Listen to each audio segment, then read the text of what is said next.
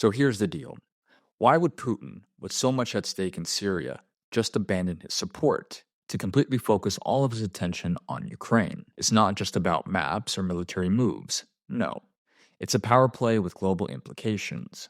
So here, Foreign Affairs even dropped an article titled Why Putin Chose Ukraine Over Syria, breaking all of this down. And honestly, this move says a lot about how Russia views its place in the world. Now, to really understand why this shift matters, we've got to take a look at the bigger picture. Ukraine isn't just another conflict zone. It's a front line for Russia's geopolitical survival. Let's take a look into how prioritizing Ukraine over Syria reflects a calculated strategic shift and what it tells us about Putin's broader ambitions. So, Putin's decision here is to focus on Ukraine instead of continuing efforts in Syria, which represents a significant recalibration of Russia's geopolitical strategy. While Syria provided Russia with a valuable regional foothold in the Middle East, Ukraine is far more critical due to its direct implications for Russia's national security. Ukraine's potential alignment with NATO threatens Russia's borders, a challenge Syria never posed. This conflict isn't just about territory, it's about defending Russia's influence in Eastern Europe, where NATO's presence has expanded since the Soviet Union's collapse. To Moscow, this is a growing reach and a direct challenge to its sphere of influence. By focusing on Ukraine, Putin shifts from addressing regional ambitions to tackling existential threats. NATO's proximity to Russia's border fuels long-standing fears of encirclement, fears that Ukraine's modernized Western-backed military intensifies. Ukraine now represents a more formidable challenge than Syria ever did, demanding a recalibrated military strategy. Losing Ukraine to NATO would not only weaken Russia's defensive position, but eliminate its critical strategic buffer zone. This shift underscores a broader narrative. It's about survival, where historical insecurities collide with modern geopolitical realities. At the same time, Syria's fractured state and enduring instabilities offer fewer economic and strategic rewards compared to Ukraine. The U.S. disengagement from the Middle East further reduces the need for Russia to counterbalance Western influence there. Ukraine, by contrast, represents an immediate high-stakes battle for influence and security that Moscow can't afford to lose. You see, if we're being honest here, Putin's probably made the right call. Think about it from his perspective for a second. Ukraine sitting right on Russia's border is a way bigger problem than Syria will ever be, and that's largely because of NATO's interference and its relentless expansion eastwards, both of which Russia has made crystal clear are an absolute red line. Now, compare that to Russia trying to maintain its dominance in the Middle East. Sure, they got a foothold in Syria, maybe even in Libya to some extent, but let's face it, the Middle East is a chaotic mess right now, and will likely remain that way for the foreseeable future. Investing more heavily there just doesn't make sense, not when Ukraine itself poses a far more direct threat to Russia's security, by all means. And yeah, I know, some people will argue, but Russia poured so much money and military aid into Syria, and they're not wrong. But the situation there is way more complicated than what's happening in Ukraine. Even now, Syria's civil war involves countless factions. You got Turkey, Britain, France, and the US, all vying for control of the same fractured space. On the other hand, Ukraine is a whole different beast. Ukraine's military is modernizing very rapidly, with heavy backing from the West and NATO itself. That makes it far more intimidating and sophisticated threat compared to rebel groups driving around in pickup trucks in Syria. So it's not just about territory. It's about survival. One that says a lot about Russia's priorities in this new geopolitical landscape that we're currently in. Now, given how critical Ukraine has become for Russia's security, let's shift gears and look at the bigger picture. Ukraine isn't just a territory. It's a key buffer state for Russia. This buffer isn't just some abstract concept. It directly impacts Russia's defensive strategy and its fight against NATO influence. So, with that in mind, let's explore why Ukraine's role as a buffer state has become a pivotal piece in the puzzle for Putin. Ukraine's role as a buffer state is undeniable one of the most critical dimensions of this conflict. Historically, Russia has relied on buffer zones to shield its core regions from external threats, particularly from the Western powers. This historical necessity helps explain Moscow's relentless push to maintain influence over Ukraine and neighboring regions. Geographically, Ukraine serves as a strategic barrier, keeping NATO and EU influence at a manageable distance. The fall of Ukraine, however, would dramatically reduce Russia's defensive capabilities, placing its borders under direct threat from NATO. Such a scenario would fundamentally alter the security landscape in Eastern Europe. But Ukraine isn't just a strategic buffer, it's also an economic asset. Its vast natural resources, energy pipelines, and fertile lands make it indispensable to Russia's stability. If Ukraine were to fully integrate into NATO, Russia's access to the Black Sea and Eastern Europe would be diminished, leaving it isolated from the West. This underscores why Putin is fighting so fiercely, because for him, this is not just a battle over territory. It's a fight to maintain control over a region that is vital to Russia's geopolitical and economic stability. Losing Ukraine would mean losing a cornerstone of Russia's historical and strategic positioning. Honestly, I would have to agree. Ukraine for Russia is a buffer state, plain and simple. It's like a protective zone keeping outside forces, specifically NATO, from encroaching on Russia's borders itself. Think of it like how Mexico or Canada would be for the US. If, let's say, China started training the Mexican military and hinting at building a base right next to the US border. Imagine the outrage, right? The same logic applies here. Russia isn't about to let NATO or the EU turn Ukraine from its buffer state into theirs. And yes, I know, someone's going to bring up in the comments section about Finland joining NATO a couple years ago, claiming it's just like Ukraine. But here's the thing. Finland doesn't carry the same economic or geopolitical weights as Ukraine. It doesn't even come close, if I'm being honest. That's why the West is throwing everything they got at Ukraine. It's not just about helping Ukraine defend itself, it's about keeping Russia in check. But let's not sugarcoat this. Eastern European countries need to face the reality here. Superpowers like Russia definitely call the shots, whether we like it or not. And now with Gazprom cutting off 10% of Europe's gas supply, those sanctions against Russia, they're starting to sting more than anyone expected. So yeah, this isn't just about geography. It's about survival, influence, and who gets to write the rules in this game of geopolitics. Unfortunately. So, shifting focus to Ukraine allows Putin to strengthen his internal power while deflecting attention from his domestic issues. The war helps him stir up nationalism by presenting himself as a protector of Russia's sovereignty. By framing the external conflict this way, he unites the public behind him and suppresses opposition. It's a calculated move to divert attention from economic stagnation and political unrest, ensuring his hold over Russia remains firm despite the growing costs of the war. For Putin, the war of Ukraine is far more than a foreign policy issue. It's a calculated tool for solidifying his grip on power.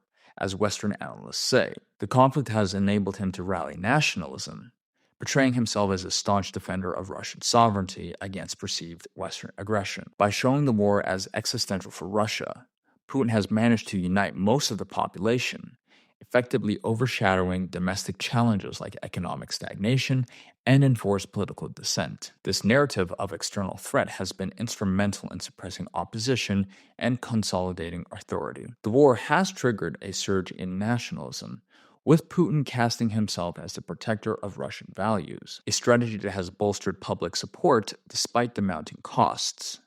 Western sanctions, though damaging to Russia's economy, have been reframed as unjust Western attacks, further reinforcing this rally around the flag effect. Political dissent has been ruthlessly smashed.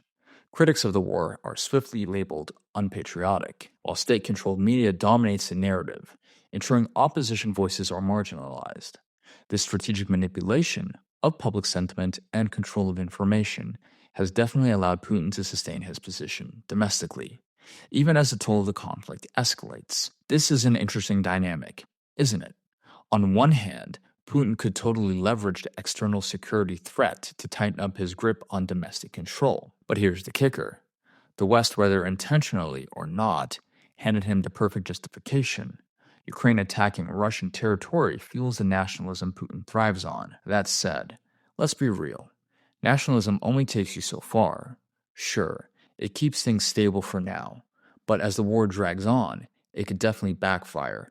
Big time. Think about it. Ukrainian forces operating inside Russia that might actually rally hardcore Russian nationalists, but not in the way Ukraine or the West hopes. The idea that these nationalists would overthrow Putin, it's just not going to happen. And the Wagner Rebellion? That was more about money than politics, if we're being real. And to be fair, yes, all countries suppress opposition in war, including Ukraine and Russia. But I've noticed, and maybe you have as well, that the West and Ukraine seem to be a little bit more aggressive at controlling their narratives. Just something to think about. So let's connect the dots here. We've talked about how Putin uses conflict to tighten his grip at home. But let's shift gears for a moment and think bigger. What's really driving these moves? It's not just politics. Ukraine represents something far larger: resources, trade routes, and strategic influence. When you step back, this war isn't only about borders or pride, it's about controlling the economic and geopolitical levers that can redefine power on a global scale. Ukraine is a treasure trove of resources, and its value to Russia extends far beyond geopolitics. As an agricultural powerhouse, Ukraine ranks among the world's largest producers of wheat and other critical grains, playing a pivotal role in the global food markets. Controlling this agricultural wealth would not only enhance Russia's economic resilience, but also provide leverage in the markets heavily impacted by supply chain disruptions. Equally important is Ukraine's role as a natural gas pipeline hub. Historically, it has been a vital transit route for Russian gas exports to Europe, cementing its strategic importance. With Western nations now reducing reliance on Russian energy, maintaining control over this infrastructure could mitigate the economic blow to Moscow, while preserving its influence in the energy market. Securing Ukraine would also serve as a countermeasure against Western sanctions. By controlling both the food production and energy transit, Russia could soften the economic pressure imposed by the West. This economic advantage makes Ukraine indispensable to Russia's broader strategy, emphasizing the intersection of resource control and geopolitical ambition. Okay, so Ukraine's agricultural exports are literally the backbone of its economy. That we can all agree on.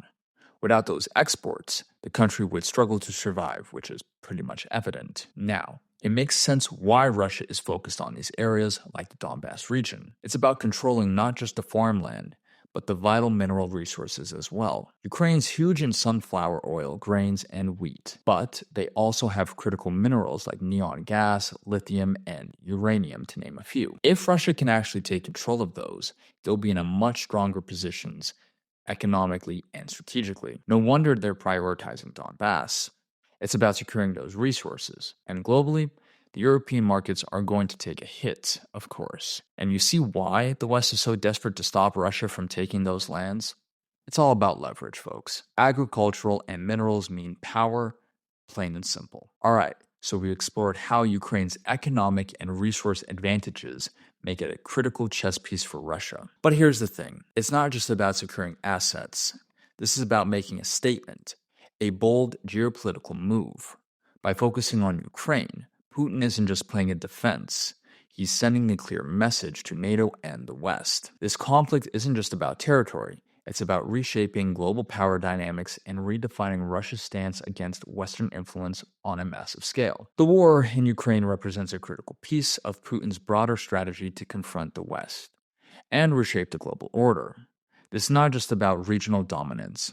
It's a bold declaration to NATO and the EU that Russia will no longer tolerate what it perceives as Western encroachment. By invading Ukraine, Putin aims to reassert Russia's place on the world stage, challenging the current global power structures. The scale of Russia's military operations in Ukraine serves as a direct response to NATO's growing presence in Eastern Europe. It's a calculated move to demonstrate that Russia is prepared to take extreme measures to maintain its influence. This conflict echoes the tensions of the Cold War, with Russia striving to reclaim dominance over its former sphere of influence while resisting Western opposition. Additionally, Russia's growing alliance with China and other non-Western nations underscore a deliberate shift away from the Western-led global order. Putin is working to form a bloc of nations capable of challenging and establishing the system, reflecting his vision for a multipolar world. I'll say this: when, not if, Russia wins its special military operation in Ukraine, the world order will never be the same. We are currently seeing the power shift from the West to countries like China. This is just going to push more non-Western countries to form an alliance together. Why? Because if the West can disrespect Russia's borders, they could do the same to any other countries. Look at China's president, for example. When he said Taiwan is a part of China, it wasn't for fun. It was a warning to the West. And remember the Cuban Missile Crisis? The US did the same thing. So the West's action only pushed countries like Russia, China, and India closer together. As for Russia, this war won't drag it back into the past. It's not trying to revive the Russian Empire or the Soviet Union, despite what the West says. That's not what's going on here, if we're being honest. So, my final thoughts here is unfortunately, Putin made the correct decision because he needed to prioritize something that was literally on his border that would have either rivaled him or have matched him in terms of military means and or global influence. And I know a lot of people are going to say Ukraine doesn't have global influence, though with this war, I think that has been proven wrong. It does, to some extent, through, of course, bribery, blackmail, and threats. However you want to view that. Now, I know some people, or rather some NATO fanatics, are going to say, oh, this is an American or NATO W. But is it really? Because Russia's just giving us more problems than we already need. Not to mention, the people here in America are tired of sending our tax dollars all the way across the world where it doesn't even help us.